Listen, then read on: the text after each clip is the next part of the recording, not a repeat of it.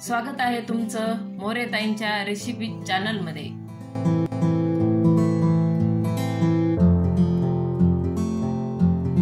चला तर मग व्हिडिओमध्ये पुढे जाण्याआधी बेल आयकॉन दाबून चॅनलला सबस्क्राइब करा आणि सुरू करा मोरेताईंसोबत आजची ही चवदार रेसिपी बनवायला। नमस्कार मंडळी, आज आपण एक नवीन रेसिपी करणार आहे। मुलांच्या डब्यासाठी भरलेली शिमला मिरची। आता त्याच्यासाठी मी ही शिमला मिरची घेतलेली, स्वच्छ धुतले आणि अशी कोरडी करून घेतले। असे छोटे छोटे अशा कवळ्या, जास्त निबर नाही। आता शिमला मिरचीसाठी आपण साहित्य बघून घेऊ। हे लाल तिखट घेतलेले आहे आणि थोडी हळद घेतली। हे कांदा लसूण मसाला आहे, हा लसूण कुटलेला, हे शेंगदाण्याचं कूट, धने पावडर आणि चवीनुसार मीठ लागणार आहे आणि कोथिंबीर। आता आपण हे मिरच्या कापून घेऊ। हे अशा मधोमध मी 4 भाग करणार आहे, आपल्या वांग्यासारखे। हे असे 4 भाग करून आपण याच्यामध्ये मसाला भरणार आहे। आता हे प्रत्येक मिरचीचे असे 4 भाग करून घेणार आहे। ही मिरची आता मी अशा पूर्ण 4 भाग असे कापून घेतलेले। आता आपण याचा मसाला तयार करू। आता आपण हे शेंगदाण्याचं कूट घेतलेलं ते टाकू। हे लाल तिखट आणि हळद, हे धने पावडर,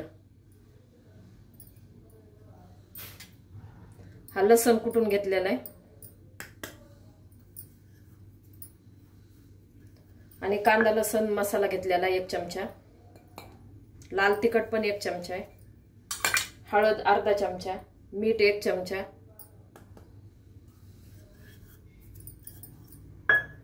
आणि थोडीशी कोथिंबीर टाकू।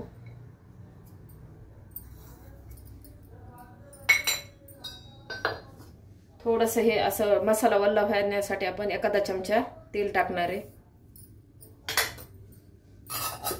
आता आपण याला मिक्स करून घेऊ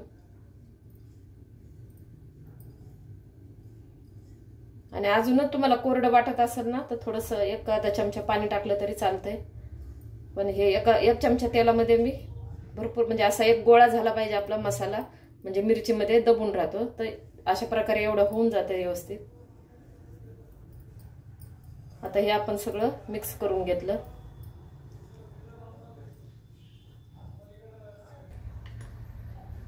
आता आपला मसाला पूर्ण असा एकत्र झालाय आणि असं एकदम गोळा तयार व्हायला लागलाय। आता आपण शिमला मिरची मध्ये भरू। हे असं कापलेली ना, तर असं वांग्याला भरतो का आपण तसंच भरायचा दाबून।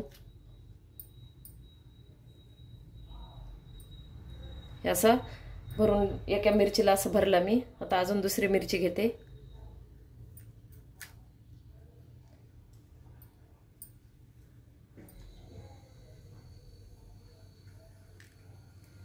जेवढा बसेल तेवढा भरायचा।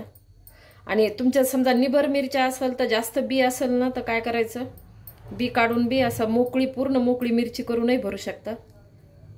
हे अशा प्रकारे आता मी पूर्ण भरून घेते।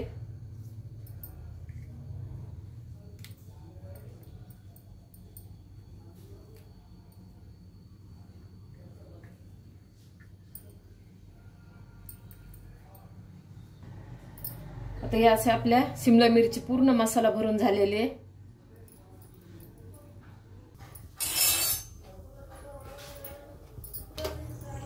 तेल गरम झालंय, आता आपण मोहरी टाकून घेऊ, थोडेसे जिरे टाकून घेऊ।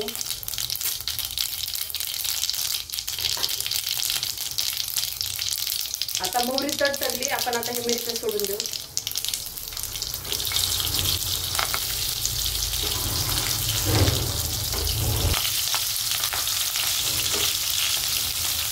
आता आपल्याला मिरचीला आधी परतून घ्यायचं आहे। हा असा एवढा मसाला उरलेला आहे तर आपण हा नंतर टाकणार आहे।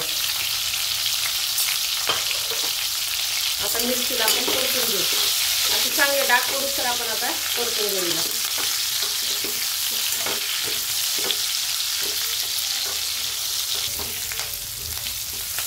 आता हे मिरचीला असे डाग पडायला लागले, तोपर्यंत आपल्याला चांगलं परतून घ्यायचं आहे। आणि तेल पण चांगलं गरम झाल्यावरच मिरच्या सोडायच्या, म्हणजे चांगल्या परतत्या.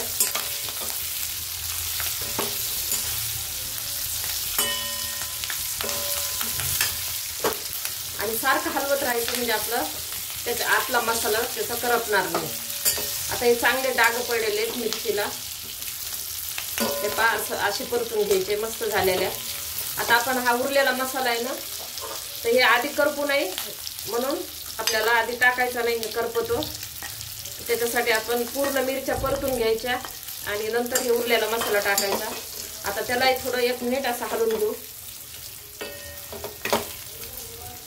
आणि असे हे मिरच्याला डाग पडते का तोपर्यंत आपल्याला परतून घ्यायचे.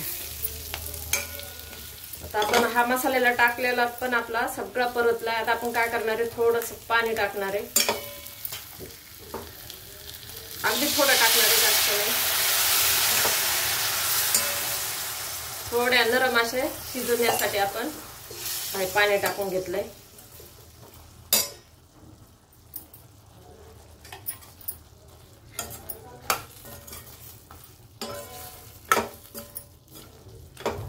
आता आपण याला झाकण ठेवणार आहे. आणि झाकण ठेवल्यावर पण आपण अधूनमधून याला हलवत राहायचं. 5-6 मिनिटं आपण याला आता एकदम कमी गॅसवर शिजवून घेणार आहे.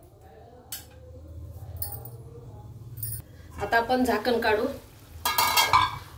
आपली मिरची शिजलेली आहे, पण शिजायला ठेवल्यावर ना आपण झाकण ठेवतो तर दुर्लक्ष नाही करायचं, 2दा-3दा चेक करायचं. तर मस्त आपली शिमला मिरची शिजलेली आहे.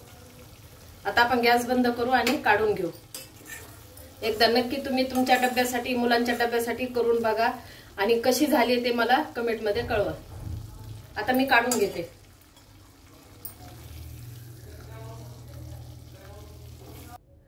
अशा प्रकारे भरलेली शिमला मिरची तयार आहे. एकदा नक्की ट्राय करा आणि कमेंट मध्ये कळवा.